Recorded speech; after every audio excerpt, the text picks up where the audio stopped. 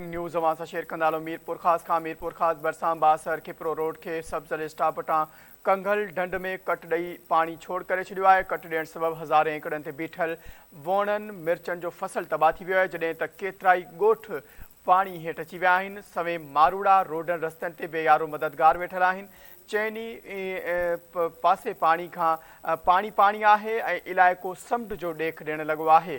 ख़बर अवां सां शेयर कंदा हलो। हिकु ॿीहर या ब्रेकिंग न्यूज़ नाज़रीन अवां सां शेयर कंदा हलो। मीरपुर ख़ास भरिसां बासरन खिपरो रोड के सब्ज़ल स्टाप वटां कंगल ढंढ में कट ॾेई पानी छोड़ करे छॾियो आहे। कट ॾियण सबबि हज़ारे एकड़नि ते बीठल वणनि मिर्चनि जो फसल तबाह थी वियो आहे, जॾहिं त केतिराई ॻोठ पाणी हेठि अची विया आहिनि। सवें मारूड़ा रोडनि रस्तनि ते बेयारो मददगार वेठल आहिनि। चइनी पासनि खां पाणी हुजण सबबि इलाइक़ो समुंड जो ॾेख ॾियणु लॻो आहे।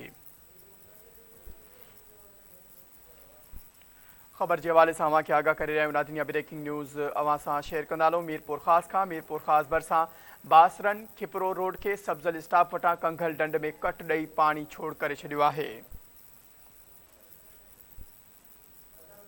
तफ़सील मालूम कंदासीं। धरती टीवी मीरपुर ख़ास जो ब्यूरो चीफ फज़ल शर असां सां लाइन ते मौजूदु आहे।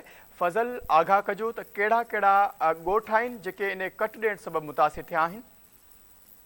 जी मंज़र त आहे ॿुधाईंदो मीरपुर ख़ास अॼु जेको खिपरो मीरपुर रोड आहे, जंहिं सब्ज़ल स्टाफ वटां जेको बासर माण्हुनि जेके आहिनि उन्हनि पंहिंजो मेन रोड खे जेको कगल ढंढ में जेको कट बि आहे, कट सबबि जेको पाणीअ जो छोड़ कयो आहे, जंहिं सबबि जेको हज़ारे एकड़नि ते बीठल वणनि जो फसल मिर्च जो फसल मुकमल तौर तबाह थी चुको आहे। जॾहिं त उन्हनि ॻोठ जेके अचनि उन में आकिब नुकुरच आहे, रईस काज़ी शहर आहे, गुरबेग नुकुरच आहे, काइदीनी शहर आहे, अब्दुल मजीद नुकुरच आहे, अहमद आहे ऐं केवड़ो नुकुरच आहे, जिनजा जेको ॻोठ आहिनि हिन टाइम ते जेको पाणी हेठि आहिनि ऐं ॻोठनि जा जेको रोडनि रस्तनि ते जेको बेयारो मददगार आहिनि ऐं मदद जा मुंतज़िर आहिनि पूर्ण वेठल। जेका जॾहिं त मीरपुर ख़ास जी जेको DC आहे या जेको सिंधी जो SC आहे या मुख्तियार खान आहे, उन्हनि जी मालिकी न कई आहे ऐं जॾहिं त उते जेको पीअण जो साफ़ पाणी लाइ जेको माण्हू सख़्तु परेशान आहिनि ऐं चइनी तरफ़नि खां जेको पाणी जेको समुंड जो थियो आहे।